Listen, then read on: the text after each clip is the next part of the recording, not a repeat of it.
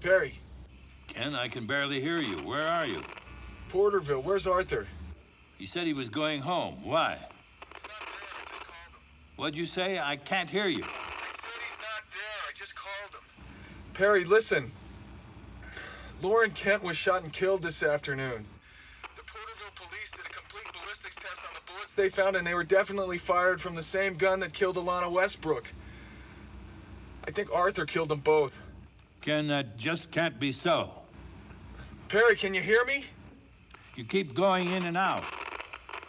Ken, Arthur did not do this. Well, then where is he? It was his gun and his bullets, and he had a lot to gain getting Alana and Lauren out of the way. Perry, I just don't want you going out on a limb on this. Look, Ken, once I was your lawyer. I believed in you the way I believe in Arthur. Now do this for me, Ken. Ken, are you there? Yeah. Alana Westbrook was raised in Porterville. Find out where she lived, who remembers her when she was a child. Find out what relatives she has there. Ken, you've got to believe in Arthur. I know the man. What? Go through Lauren Kent's house. Ken, can you hear me? Get back to me as soon as... Perry? Ken? Ken?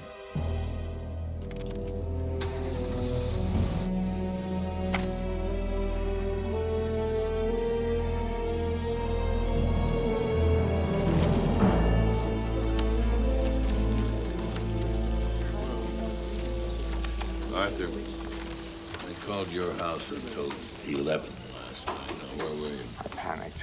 I got in the car and just drove. I must have driven a couple of 100 miles. Something wrong? Yes, Lauren Kent is dead. All rise. The Denver County Court is now in session. Judge Eleanor Harrelson presiding. Be seated. You may call your first witness, Mr. Mason. May I have a moment, Your Honor? Very well. Lauren's dead. She was murdered. We're waiting for more news from Ken. Where is he? I'm not sure. What's he doing? I'm not sure of that either. Lauren betrayed you, Arthur. I just hope Ken found something to...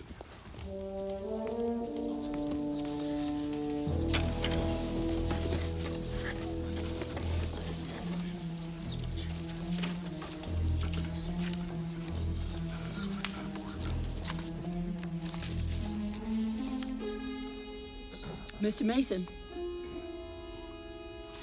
Your Honor, some new evidence has been found.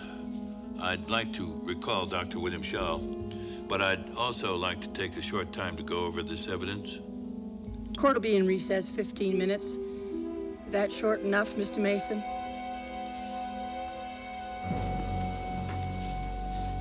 I don't know why you're asking me these questions. I had no reason to kill Alana. You and Alana Westbrook developed the ingenue formula together, is that right? To be honest, Alana dealt with marketing and public relations. I developed the formula. We started 20 years ago when we worked together in Europe. And Mrs. Westbrook used herself as a guinea pig for ingenue under your guidance, is that true? Yes? How long had she used the formula, Doctor? I believe she had used an experimental version for quite some time. Dr. Schell, how old was Alana Westbrook? I don't know. Now, I gave you 2 envelopes. Would you look into envelope number 1, please? Now, that is the birth certificate Alana Westbrook showed to the press to prove she was 62. You recognize it? Yes. Now, envelope number 2, please. That is another birth certificate, one which was found in the house of a woman named Lauren Kent. To whom does it belong? Alana Westbrook. According to the birth date on that certificate, how old was Alana Westbrook when she died? 40. How old? 40. And Ingenue never changed her appearance, did it, Doctor? Her appearance was always miraculous, wasn't it? She was very beautiful, yes. And you were in love with her. Mr. Mason. Yes, I loved her. She was your wife, but you possessed her. She left me to go to you. I could never touch her again after she married you. You don't know what love is, but I do. I do. I know what love is. Dr. Shell, if Alana was only 40 and the face cream had not changed her appearance, then the whole thing was a charade, almost fraudulent. No, it was not a fraud. The cream just wasn't ready yet. Alana said that she could no longer afford to wait for us. She was deeply in debt. So, Lauren Kent planted that counterfeit birth certificate and those false records. It was Lauren's idea and Alana's. They said it would take the public years to realize that Ingenue didn't work. I tried to stop them. You see, Mr. Mason, the cream really was great. The formula was almost ready. Germany, Dr. Shell, Germany.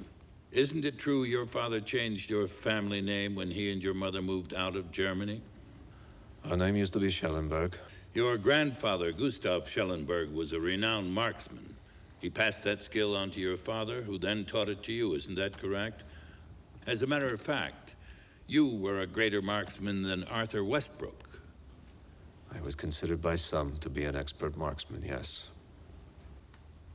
Your Honor, I'm momentarily through with this witness, but I reserve the right to recall him.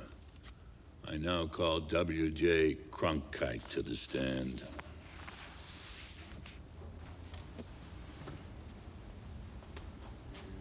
W.J. Cronkite. What does W.J. stand for? WJ, just WJ. You can spell it any way you like.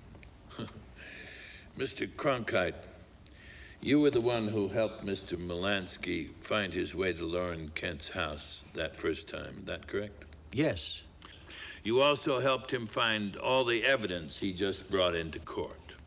Yes, I did that, and I sure hope it wasn't against the law. Oh, I think you're in the clear. Now, Mr. Cronkite, you also overheard a long-distance telephone call made by Lauren Kent at the Porterville gas station. Could you tell us about that? Well, I don't remember it all, but she said she was going to make sure that Melansky followed her up some road in his car, and that he was going to be right behind her when she got there. Sure sounded like something bad was going to happen. You know who she was calling? No, I don't know that. But I remember the number. Our phone's in terrible shape. It's kind of old. And she had to get a hold of the operator to get her call. I jotted down the number. I got it right here. Your Honor, I'd like that telephone number introduced as Defense Exhibit D. Thank you, Mr. Cronkite. You've been very helpful. I now recall Dr. William Shell. Dr. Shell, Defense Exhibit D is a telephone number called by Lauren Kent from the Porterville service station. Now, that number, 303-555-4128, is your telephone number, is it not? Yes. So it had to be you that directed Lauren Kent to drive up that mountain road, to be followed by Ken Melansky. Yes.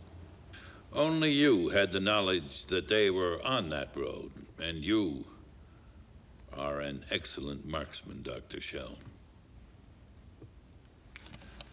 She betrayed you, both you and Alana. You couldn't let her get away with that, could you? That why you killed her?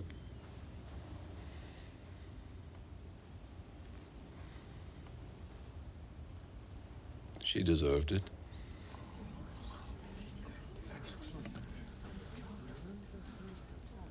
The woman you loved. Did she deserve to be killed? We were happy in Switzerland. I was in love with her. I would have done anything for her, anything. I created the formula for her.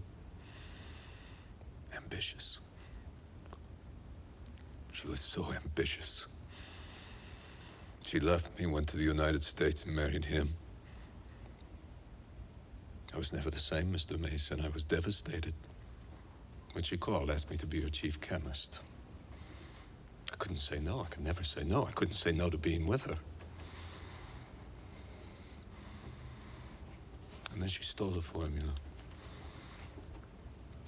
I was never to see her again. Can you imagine? I would have given her anything. She didn't need to do that.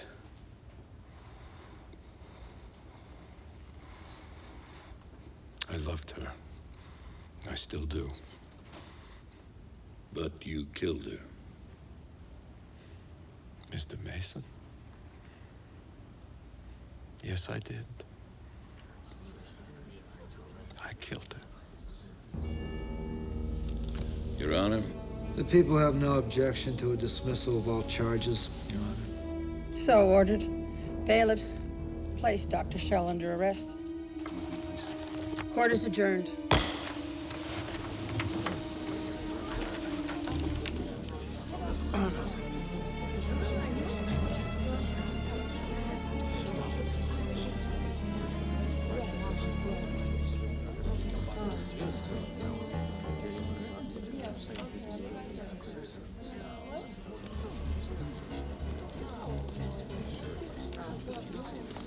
Congratulations.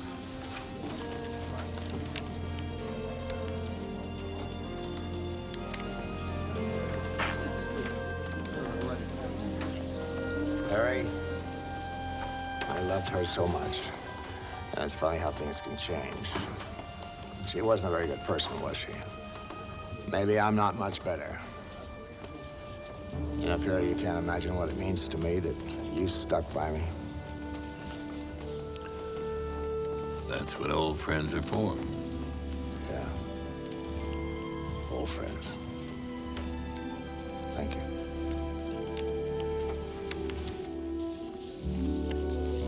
This is the fifth one in less than an hour.